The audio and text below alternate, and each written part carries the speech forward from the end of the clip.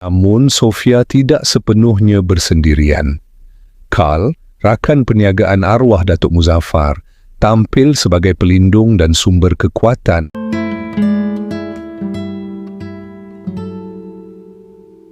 Sofia merupakan seorang gadis yang lemah lembut tutur katanya, sopan dalam tingkah laku serta amat disayangi oleh keluarganya. Dia ialah anak sulung daripada dua beradik. Ayahnya, Rahim, bekerja sebagai pekebun, manakala ibunya, Bimah, seorang suri rumah sepenuh masa. Adik bongsunya pula, Tiara, bakal menduduki peperiksaan SPM. Sofia kini merupakan seorang pelajar di Institut Pendidikan Guru, IPG, dan sedang melangkah ke arah cita-citanya untuk menjadi seorang pendidik. Di kampung, Sofia mempunyai dua orang sahabat baik, iaitu Harlina, anak kepada seorang tukang jahit yang sedang melanjutkan pengajian di sebuah universiti, dan Meor yang bekerja di kebun milik ayah Sofia. Sofia menjalin hubungan cinta yang serius dengan Haris, anak kepada seorang tokoh korporat ternama, Datuk Muzaffar, iaitu CEO syarikat RAE Empire. Perkenalan mereka bermula ketika Sofia datang melawat Harlina di universiti. Kebetulan, Haris dan Harlina menuntut di tempat yang sama serta mengambil subjek yang serupa. Tanpa pengetahuan sesiapa, Harlina sebenarnya menyimpan perasaan terhadap Haris. Memiliki seorang suami yang kaya merupakan antara impian terpendamnya. Namun begitu, Haris tidak pernah memandang Harlina lebih daripada sekadar rakan sekampus. Malah, kewujudan Harlina hanya benar-benar disedari Haris setelah dia tertarik kepada Sofia. Lebih menyakitkan, setiap kali Haris bertemu Harlina, yang menjadi bualannya hanyalah tentang Sofia, bertanya kabar, dan menitipkan salam buat gadis itu. Tanpa disedari, perlakuan tersebut telah menumbuhkan benih cemburu dan kebencian dalam hati Harlina terhadap Sofia, sahabat baiknya sendiri. Semuanya bermula pada hari Sofia menamatkan pengajiannya.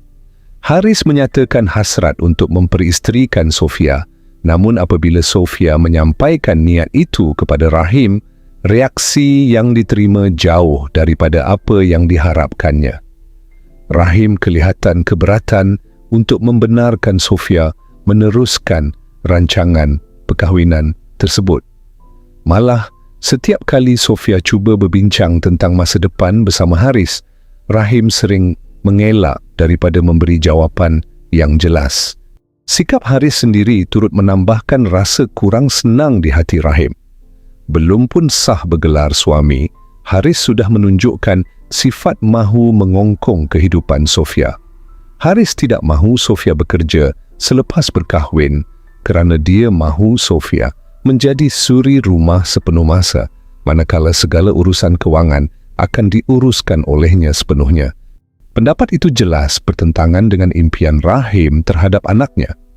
Rahim mahu Sofia menjadi seorang guru dan berkhidmat berhampiran kampung mereka. Baginya, Sofia telah berusaha keras menuntut ilmu hingga ke Menara Gading, maka amatlah rugi jika semua itu berakhir hanya dengan duduk di rumah tanpa mengejar cita-cita yang diimpikan sejak dahulu. Percubaan Haris melamar Sofia dengan memberikan cincin kepada Rahim tidak berjaya. Rahim memulangkan cincin kepada Haris. Rahim mahu semuanya dijalankan secara adat, suruh ayah Haris datang melamar Sofia jika serius mahu jadikan Sofia isteri. Tanpa pengetahuan Haris dan Sofia, Harlina diam-diam memerhati setiap gerak-geri mereka, mencari peluang dan celah untuk memusnahkan segala yang telah dirancang. Kebenciannya terhadap Sofia kian membara, lebih-lebih lagi apabila ibunya sendiri sering membandingkan dirinya dengan Sofia. Bukan itu sahaja, orang sekeliling turut mengangkat Sofia sebagai contoh gadis yang serba sempurna, baik budi pekerti, lemah lembut, dan disenangi ramai. Sebaliknya, Harlina dilabel sebagai pemalas dan gemar merendahkan orang lain. Setiap perbandingan itu bagaikan bara yang menyemarakkan lagi api dendam di dalam hatinya. Dalam diam, Harlina menetapkan satu tekad. Dia akan memastikan Sofia tidak akan pernah memiliki Haris. Impiannya hanya satu, menjadi isteri kepada lelaki kaya. Demi mencapai hasrat itu, Harlina sanggup memutuskan hubungan cintanya dengan Meor, lelaki yang selama ini setia di sisinya hanya kerana statusnya yang sering dipandang hina sebagai orang miskin. Haris pernah meminta Datuk Muzaffar, ayahnya, untuk masuk meminang Sofia, namun hasrat itu ditolak. Pada pandangan Datuk Muzaffar, Haris masih belum mampu memikul tanggungjawab menjaga anak orang kerana dirinya sendiri masih bergantung pada ayah. Tambahan pula, Haris dikenali sebagai anak yang sukar mendengar kata. Datuk Muzaffar pernah memberi amaran agar Haris tidak memandu selepas lesen memandunya digantung, namun nasihat itu langsung tidak diendahkan. Haris terlibat dalam kemalangan pada hari Sofia. Menamatkan pengajian, Haris sepatutnya menemani Harlina menjemput Sofia pulang ke kampung. Dalam perjalanan, Haris terlibat dalam kemalangan selepas melanggar seorang kanak-kanak yang melintas jalan secara tiba-tiba ketika dia memandu. Insiden itu memaksa Datuk Muzaffar membuang masa dan tenaga untuk menyelesaikan masalah yang ditimbulkan oleh Haris, malah terpaksa menggunakan wang bagi menutup kes tersebut. Selepas kejadian itu, Datuk Muzaffar sekali lagi memberi amaran keras kepada Haris supaya tidak memandu, malah merampas semula kunci kereta daripadanya. Namun begitu, Haris tetap berkeras. Dia mengambil kesempatan atas kelembutan hati Yasmin yang tidak pernah menolak permintaannya. Dengan alasan sudah terlambat untuk bertemu Sofia, Haris akhirnya berjaya meminjam kereta Yasmin. Yasmin merupakan setiausaha merangkap pembantu peribadi Datuk Muzaffar yang sangat dipercayai dalam menguruskan pelbagai urusan keluarga dan perniagaan. Setiap kali Haris berdepan masalah, Yasminlah orang pertama yang akan dihubungi untuk meminta bantuan. Tanpa banyak soal, Yasmin sentiasa datang membantu Haris setiap kali dia berada dalam kesulitan. Bukan itu sahaja, Yasmin juga sering menjadi orang tengah antara Haris dan Datuk Muzaffar. Setiap kali Haris melakukan kesalahan, Yasmin akan cuba memaklumkan keadaan sebenar kepada Datuk Muzaffar dan memujuk beliau agar memaafkan Haris. Sikap Yasmin yang lembut hati dan sentiasa ingin membantu menyebabkan Haris semakin bergantung harap kepadanya setiap kali ditimpa masalah. Yasmin dalam diam menaruh perasaan sayang pada Datuk Muzaffar, tetapi Datuk Muzaffar tidak pernah ada keinginan untuk menaikkan pangkat Yasmin dari pembantu pribadi kepada seorang isteri. Sofia tidak pernah berputus asa dalam memujuk ayahnya agar menerima Haris. Dengan penuh harapan, Sofia meyakinkan bahawa Haris sebenarnya seorang lelaki yang baik dan ikhlas dalam perhubungan mereka. Namun begitu, Rahim tetap berpegang pada pendiriannya. Pada pandangannya, Haris masih belum cukup matang untuk memikul tanggungjawab sebagai seorang suami. Dia bimbang, andai perkahwinan itu diteruskan, Sofia terpaksa menjadi guru kepada suaminya sendiri di dalam rumah tangga, sesuatu yang tidak diinginkannya untuk anak gadisnya itu. Kebimbangan itulah yang membuatkan Rahim terus berdiam diri dan tidak memberikan jawapan yang positif setiap kali Sofia cuba mendapatkan restu serta persetujuan untuk meneruskan rancangan perkahwinannya dengan Haris. Haris dan Sofia akhirnya terpaksa menerima kenyataan bahawa hubungan mereka masih belum mendapat restu daripada kedua-dua keluarga. Dalam keadaan tertekan dan bimbang cinta mereka akan berakhir di tengah jalan, Haris mengemukakan satu cadangan yang terus ditentang oleh Sofia. Haris mengajak Sofia kahwin lari ke sempadan kerana baginya itulah satu-satunya cara untuk mempertahankan hubungan mereka daripada terus dihalang keluarga. Namun Sofia menolak cadangan itu tanpa ragu-ragu. Dia tidak sanggup melukakan hati keluarganya semata-mata untuk mengejar kebahagiaan sendiri. Bagi Sofia, perkahwinan yang dibina tanpa restu ibu bapa hanya akan meninggalkan penyesalan di kemudian hari. Sebaliknya, Sofia mencadangkan agar mereka berdua membuktikan terlebih dahulu bahawa keputusan untuk berkahwin bukanlah sesuatu yang dibuat secara terburu-buru. Sofia percaya mereka perlu menunjukkan kepada keluarga bahawa cinta yang terjalin antara mereka benar-benar suci dan ikhlas, serta cukup kuat untuk dibina atas dasar tanggungjawab dan masa depan yang terjamin. Harlina pula mengambil kesempatan untuk meracuni fikiran Sofia.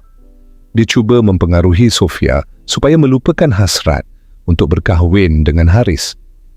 Menurut Harlina, Haris berasal daripada keluarga berada dan tidak sesuai untuk orang miskin seperti mereka. Kata-kata itu sedikit demi sedikit mula menggoyahkan hati Sofia yang sememangnya sedang berdepan tekanan daripada keluarga sendiri. Bukan itu sahaja, Harlina turut menegaskan bahawa Sofia tidak sepatutnya berkahwin tanpa restu ibu bapa. Baginya, perkahwinan yang dibina tanpa keberkatan dan persetujuan orang tua tidak akan mampu bertahan lama. Dia menasihati Sofia supaya akur dan patuh terhadap kehendak keluarga demi masa depan yang lebih baik. Namun, tanpa disedari, nasihat yang keluar dari mulut Harlina sendiri tampak bercanggah dengan sikapnya selama ini. Dia begitu mudah menasihati orang lain tentang menghormati ibu bapa, sedangkan dirinya sendiri sering meninggikan suara dan bersikap kasar terhadap ibunya sendiri. Haris memulakan usahanya untuk melembutkan hati ayahnya demi mendapatkan restu untuk melamar Sofia. Sedikit demi sedikit, Haris cuba berubah menjadi lelaki yang lebih bertanggungjawab.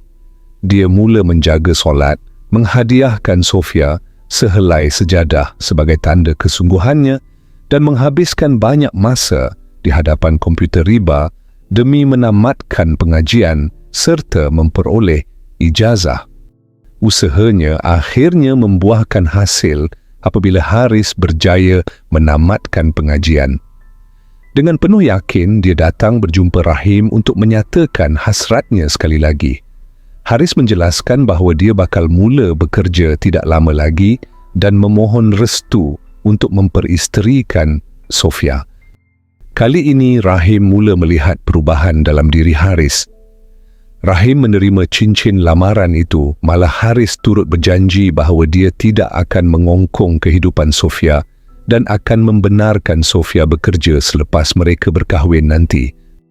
Namun begitu, restu Rahim masih belum cukup untuk menyatukan mereka. Datuk Muzaffar tetap berkeras dengan keputusannya bahawa perkahwinan antara Haris dan Sofia tidak akan berlaku.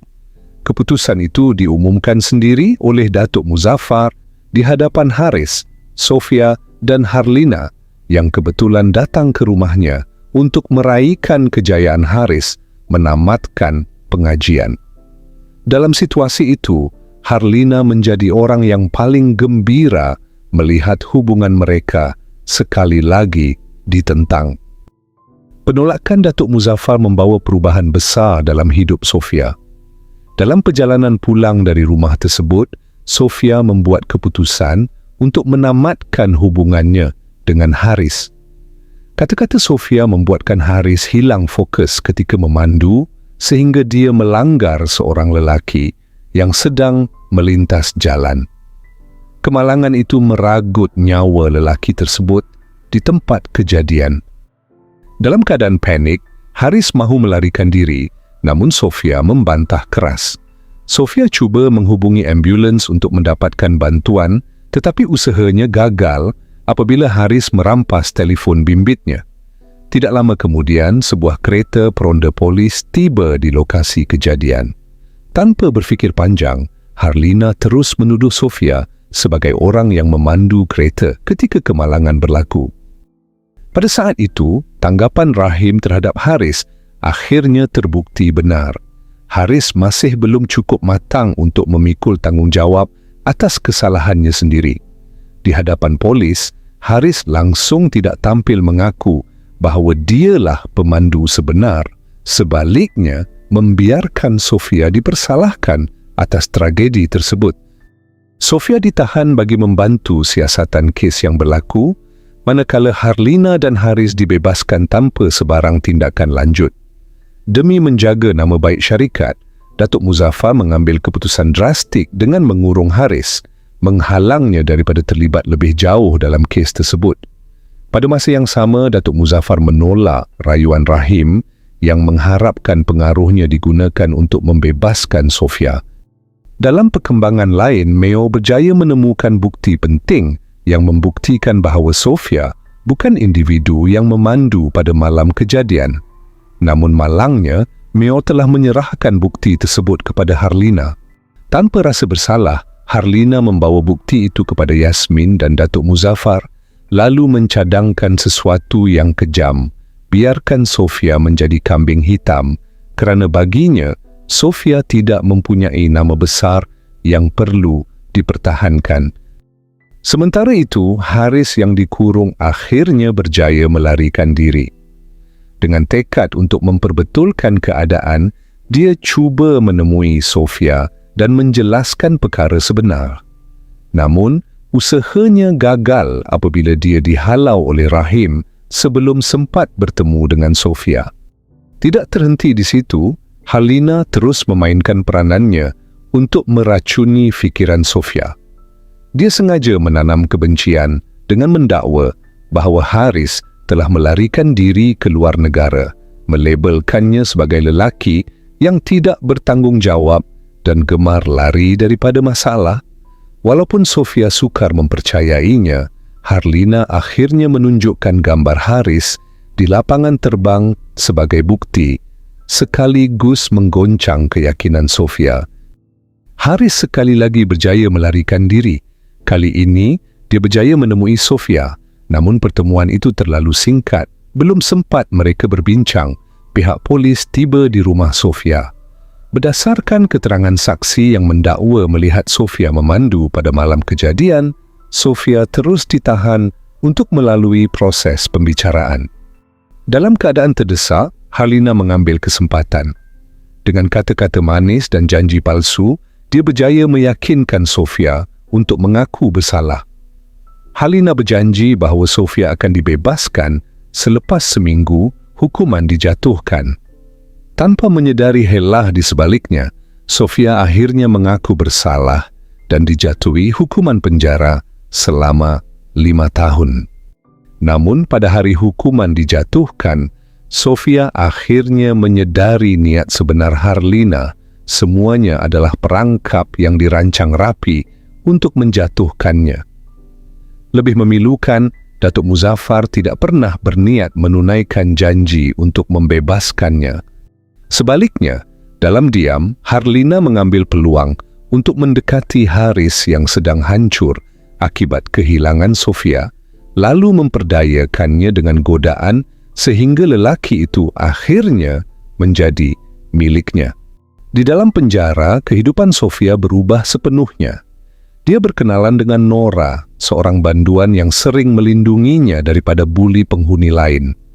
Hubungan mereka semakin rapat, saling menjadi tempat bergantung dan sumber kekuatan.